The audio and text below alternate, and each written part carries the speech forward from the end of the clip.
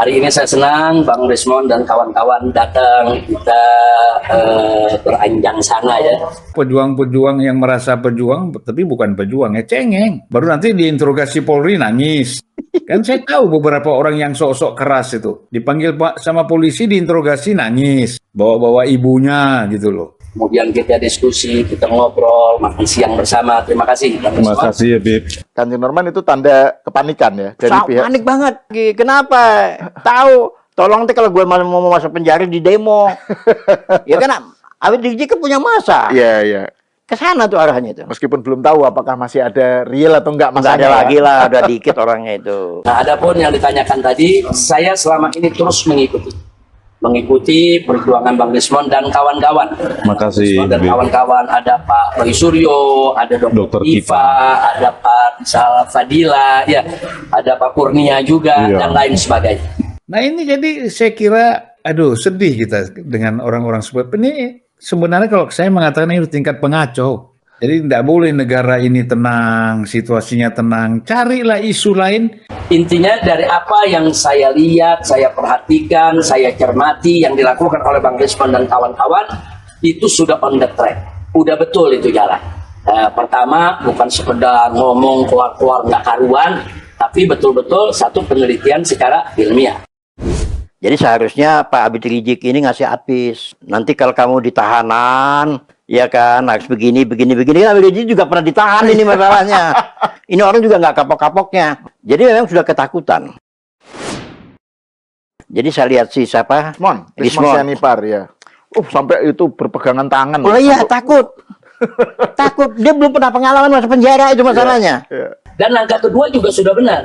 Nah, untuk membuktikan penelitian ilmiah ini, karena ini menyangkut persoalan kriminal, kejahatan, pidana, maka harus dibuktikan di pengadilan. Saya kira dengan tuntutan yang dilakukan oleh Jokowi ke Polri, itu saya kira tepat. Supaya orang jangan main-main, suka fitnah, suka ngomong aneh-aneh, nggak ada bukti, ya kan? Hanya untuk cari popularitas, nggak ada kerjaan lain. Nah ini, jadi saya kira Jokowi harus memang membawa ini ke jalur hukum itu sangat tepat. Supaya orang tidak sembarangan bicara dengan tanpa alasan dan tanpa data dan fakta yang akurat gitu loh. Makanya langkah kedua Bang Rismond dan kawan-kawan melaporkan soal ijazah palsu ini ke Bareskrim Mabes Polri itu juga sudah benar. Memang harus seperti itu. Jadi ada penelitian ilmiahnya, kemudian tentu habis penelitian ilmiah kan ada pembuktian ilmiah. Kalau Egy udah pengalaman. Begitu dia Roy Suryo udah. Sudah.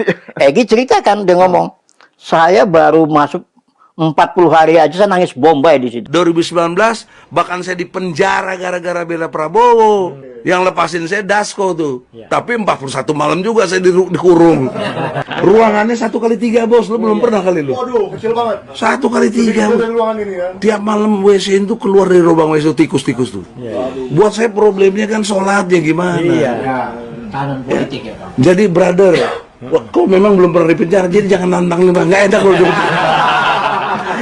nggak enak kalau di penjara bos. Nah, pembuktian ilmiah ini yang punya legitimasi dong. Nah, pembuktian ilmiah yang punya legitimasi dalam bidang kriminal atau kejahatan adalah pengadilan. Ya. Nah, untuk masuk ke pengadilan tentu mesti lewat pelaporan. Jadi langkah yang dilakukan Bang Rismond sudah on the track, sudah benar. Tapi kan ini sebenarnya bukan hanya soal. Ini nyata loh, kalau Habib Rizik masuk penjara berkali-kali nyata. Ya, memang ya. Belum ada kasusnya masih ngegantung masalah cewek. Tunggu aja, kita tunggu aja. Bikin ulai kena lagi. Nah, maka itu kita berharap Bareskrim Mabes Polri betul-betul fokus serius memproses laporan ini. Panggil yaitu yang diduga melakukan daripada pemalsuan ijazah. Jadikan tersangka, seret ke pengadilan. Begitu tidak enaknya di penjara. Ya. Nah, jadi minta perlindungan. Dia pikir Habib Rizik punya gigi, punya power. Di mata kita nggak ada powernya lagi. Apalagi organisasinya. Itu udah organisasi terlarang. Ya. Pandangan saya, ya sudah nggak apa-apa kok. Dia sowan kemana aja nggak apa-apa. Nanti di pengadilan kita buktikan. Ya. Kalau memang ijazahnya asli, bawa, buktikan itu ijazah di pengadilan. Nah, otomatis kalau terbukti asli, analisa daripada penelitiannya kan jadi gugur oleh putusan pengadilan. Ya. Tapi kalau ternyata nggak bisa dibuktikan, atau yang bersangkutan nggak datang, atau ijazahnya nggak dibawa. Orang-orang ini tidak lagi bicara persoalan politik.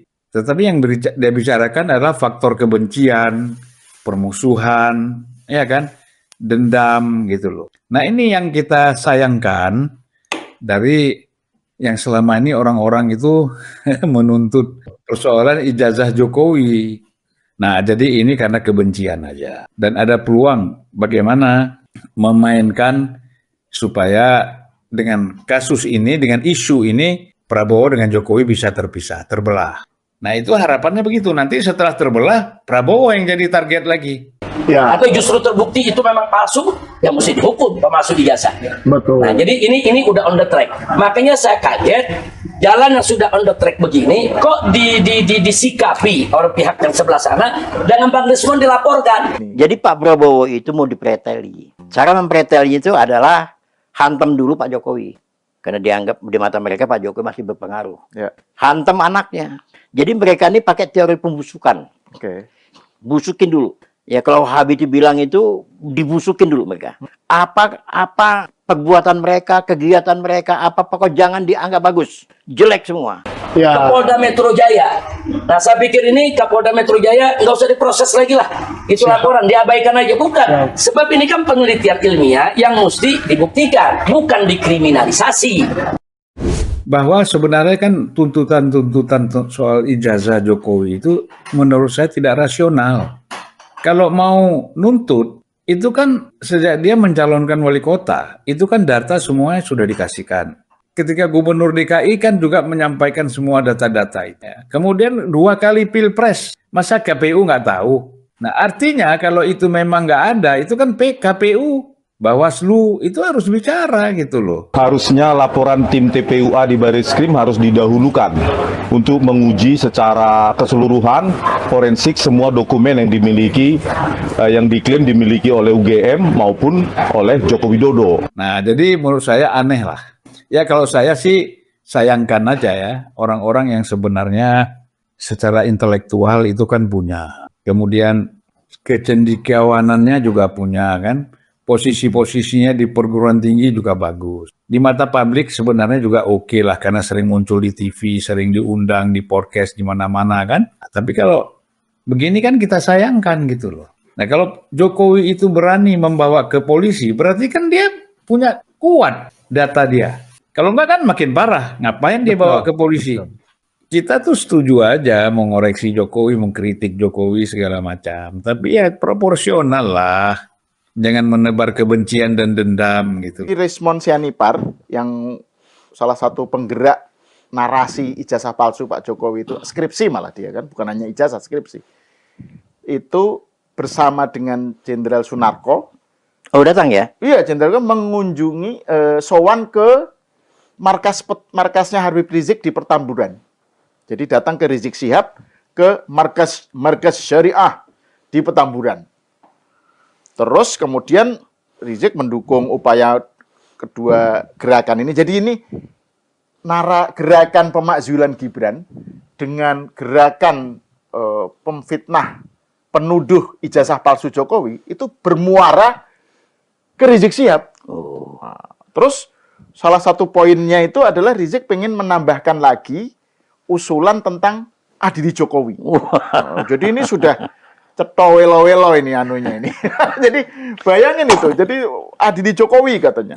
Katanya tuh memang yang 8 poin itu, Kanjeng Norman, 8 poin forum Purnawirawan TNI kan ada 8 poin tuntutan itu. Tadinya 9 katanya. Kalau saya mengikuti bocor alus ya. 9 masukan dari Belum, enggak. Maksudnya tadinya 9 terus dicoret. Yang nomor 9 itu adalah adili Jokowi. Jadi yang nomor 8 itu pemakzulan Gibran harus diganti. Yang 9 adili Jokowi. Nah, yang 9 itu dicoret katanya. Terus tapi oleh Rizik Syihab dimasukkan lagi adili Jokowi. Nah, saya pengen denger nih komentar Kanjeng Norman. Pripun? Ya, kalau saya melihat ya, kena suasana seperti ini, kenapa Jokowi sudah melapor ke polisi, ya, sampai yang namanya pengacara mereka pun juga gerah, sampai mengatakan kalau bisa nggak usah dicabutlah laporan itu, karena mereka tahu apa sanksinya itu nanti? Oke. Sanksi yang terjadi di kelompok ini, orang-orang yang membuat isu pembusukan. Nah, jadi kalau dia datang ke Habib Rizik itu memang jaringannya, ya. Jadi seharusnya Pak Habib Rizik ini ngasih advice. Nanti kalau kamu di tahanan, ya kan, harus begini. Kan Habib Rizik juga pernah ditahan ini masalahnya, iya kan? Iya betul. Pernah ditahan. Ini orang juga nggak kapok-kapoknya. Ya.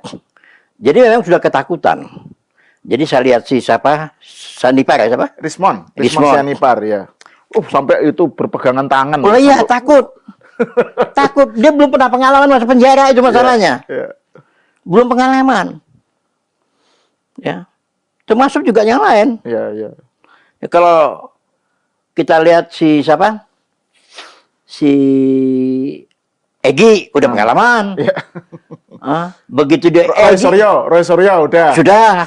Egy ceritakan, dia ngomong, saya baru masuk 40 hari aja saya nangis bombay di situ. Begitu tidak enaknya di penjara. Iya. Nah, jadi minta perlindungan. Ya, dia pikir Habib Rizik punya gigi, punya power. Di mata kita nggak ada powernya lagi. Apalagi organisasinya, itu udah organisasi terlarang. Yang dia membantu adalah Wahabi, HTI. Betul. Jadi pandangan saya, ya sudah nggak apa-apa kok. Dia sowan kemana aja nggak apa-apa. Ada yang komentar gini, Mas Norman. Ini calon narapidana sowan minta advice dari mantan narapidana. jadi itu. Tapi kan ini sebenarnya bukan hanya soal. Ini nyata loh kalau begitu masuk penjara berkali-kali nyata. Iya, memang ya. Belum ada kasusnya masih ngegantung masalah cewek. Habib Rizik nih. Ya. Tunggu aja, kita tunggu aja. Bikin ulai kena lagi dia. Ya kan. Nah, terus juga selain Rismon Sianipar itu kan ada juga Jenderal Sunarko ya. Ini kan salah satu yang terlibat dalam forum petisi. Ikut dalam forum Purnawirawan TNI itu kan. Nah, itu juga jadi ini kayak muaranya ke Petamburan gitu. Iya. Bicaranya apa dari situ kalau melihat? Ya sama itu tuntutan adili Jokowi dari Rizik Sihab menegaskan itu gitu. Terus kemudian dikaitkan dengan ini sekalian adili nanti soal KM 50 gitu. Jadi suruh dibuka lagi. Bawa kemana-mana. Ya kan. Jadi tapi kan gini, kalau kita lihat ya, kan kemarin Pak Prabowo pidato di rapat paripurna kabinet, kan menyatakan salah satu poin yang menarik ya, kan Pak Prabowo nyinggung-nyinggung soal kegaduhan ijazah palsu itu, narasi ijazah palsu kan dia bilang, ini ijazah palsu nanti saya merembet ke dia gitu. Memang itu kan sinyal yang menarik itu. Memang iya.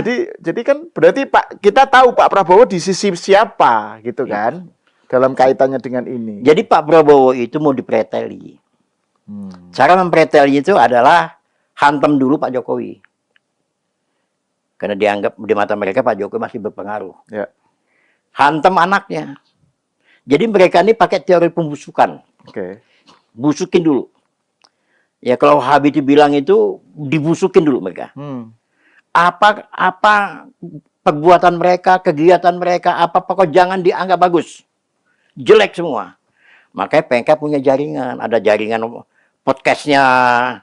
Saya tahu podcastnya itu Rifki Harun. Nah, itu podcastnya. Terus Rimol. Saya pantau itu. Abraham Samad gitu ya. Abraham Samad. Terus satu lagi tuh si siapa yang Rocky Gerung. Iya, siapa lupa. Betul.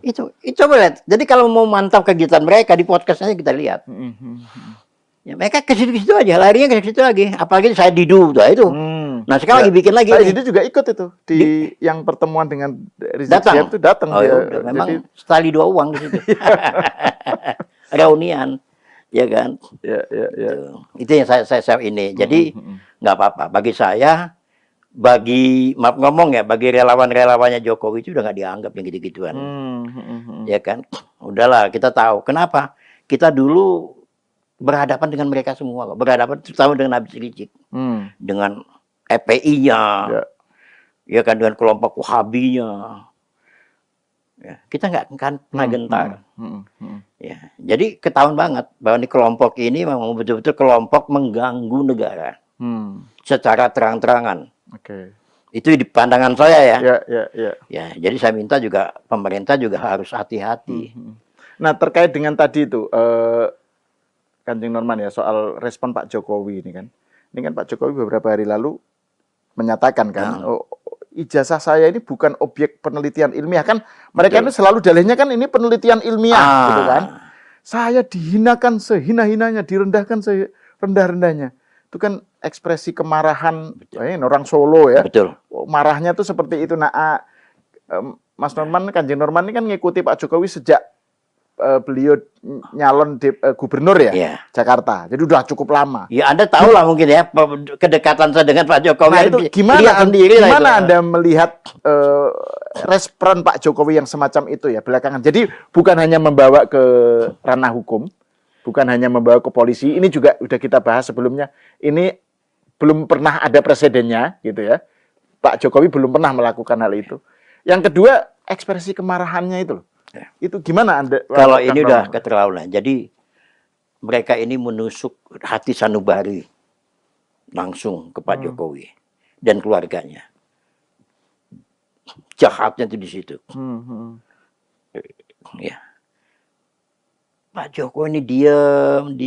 Tapi kalau digitu pun juga, jangankan Pak Jokowi, relawannya pun juga nangis. Nangis dibuat saya aja. Berkali-kali nangis. Kok Bapak nggak ngelawan? Ya kan? Tapi kali ini, karena kita lihat endingnya ini akan merembet kemana-mana. Pak Jokowi sudah baca itu. Wah, ini kalau nggak diselesaikan secara hukum, satu-satunya jalan adalah secara hukum diselesaikannya. Ya iyalah Pak Jokowi sendiri yang harus ngelapor. Ya kan? Nah, ini membuat kita lega. Ya, jadi kalau ada apa-apa lagi yang akan datang, relawan bisa bergerak semua, termasuk pengagum, termasuk pencinta Pak Jokowi, akan tidak tinggal diam gitu.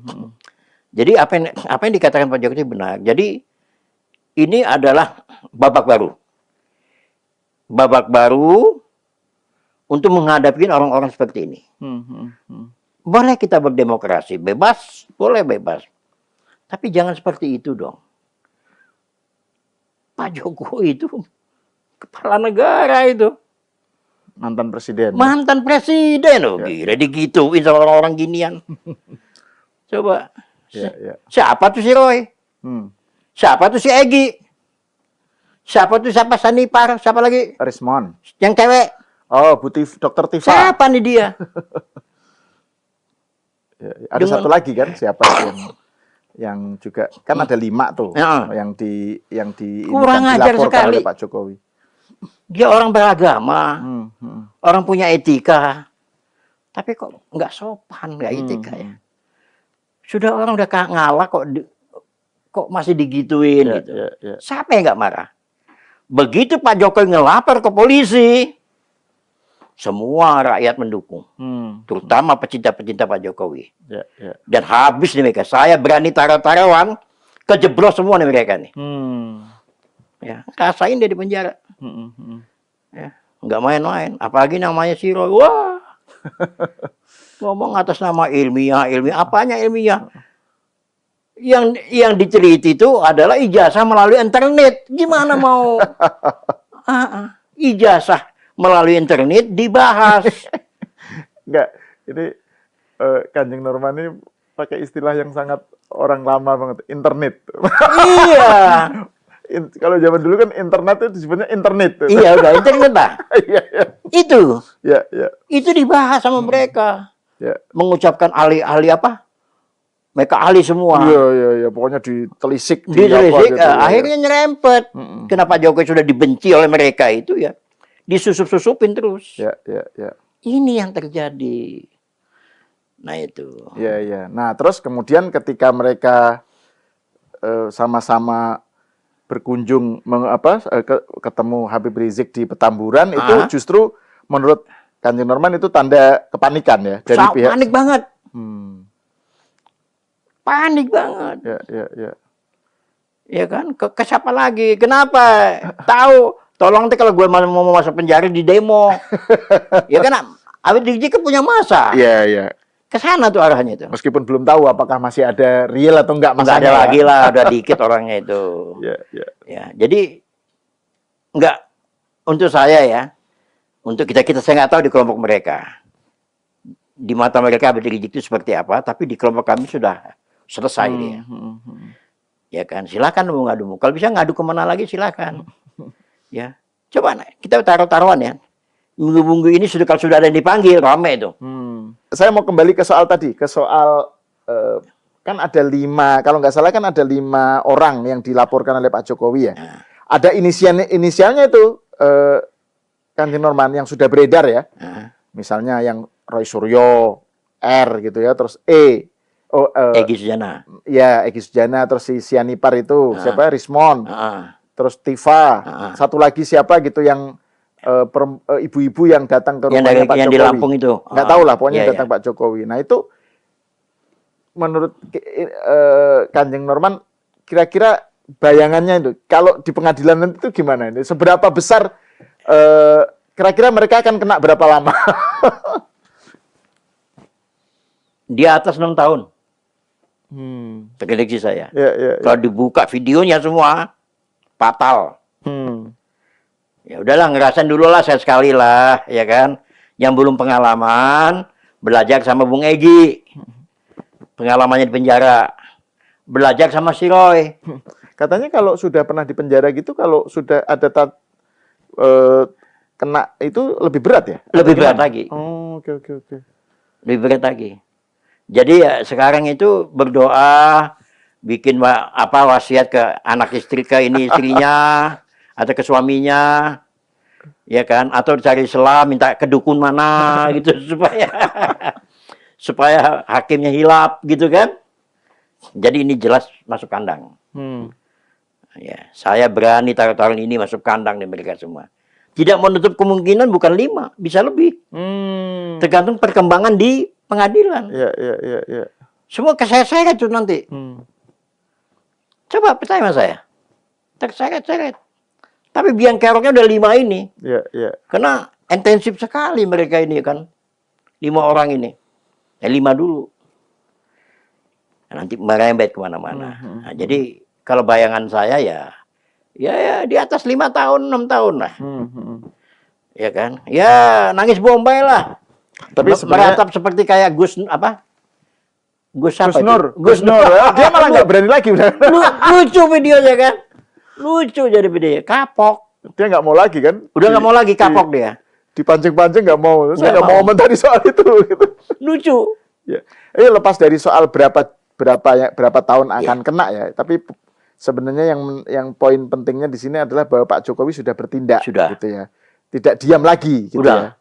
Itu udah menghibur rakyat yang simpatik dengan Pak Jokowi, yang mencintai Pak Jokowi, bahwa yang selama ini tertekan masyarakatnya, Pak Jokowi berani melaksanakan itu, jadi lega dilawan oleh Pak Jokowi. Kenapa? Demi keutuhan antara NKRI ini, antara Prabowo dengan Gibran. Kenapa? Kalau Pak Jokowi tidak melakukan itu, merembet kemana-mana itu. Ini jahat ini orang ini. Ini kelompok jahat ini. Jangan dikasih ampun. Ya. Bila perlu itu penjara tahanan tikus itu. Janganlah. Hah? Terlalu Iya. Dia berani sadis kok terhadap kepala negara. Presiden ke-7. Ya, ya. Sadis. Ya imbalannya tuh coba. Penjara tikus itu lah. Ya Pak, Egy udah ngerasain kan, kemarin dia ngomong. Saya di penjara, lebarnya 1 meter kali berapa itu? Sampai WC di depan itu. Sholat di situ juga. Ngeri kan gitu. Nah, kalau yang para penuduh pemfitnah ijazah palsu ini kan sudah jelas tuh sikap Pak Jokowi. Nah, kalau soal gerakan pemakzulan Gibran ini kan larinya pasti bukan ke soal pengadilan kan? Kita catat lagi deh. Kan sekarang ini kan relawan udah berani sekarang. Iya, iya. Mengadu. nggak perlu Pak Jokowi lagi.